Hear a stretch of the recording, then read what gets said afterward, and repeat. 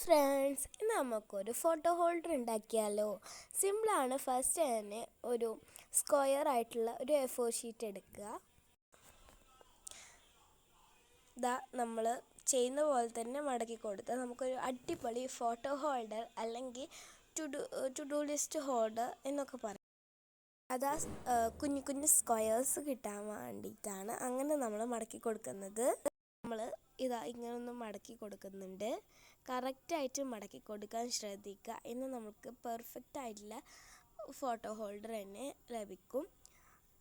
അപ്പോൾ നമ്മൾ 4 സൈഡിലും ഇങ്ങനൊരു ബോക്സിൽ ഇങ്ങനെ മടക്കി കൊടുക്കുക.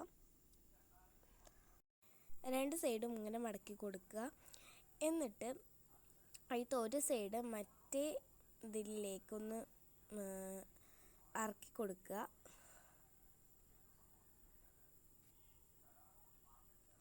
ഇത് സൂക്ഷിച്ച് ചെയ്യേണ്ട ഒരു നമ്മൾ വെച്ച് കൊടുത്തിട്ടുണ്ട്. നമുക്ക് ബാക്കിൽ ആ വശം ഒരു കറക്റ്റായിട്ട് നിൽക്കും. ഞാൻ ഇതൊരു മെമ്മോ പാഡ് എടുത്തിട്ടാണ് ഇതിലേക്ക് വെക്കുന്നത്.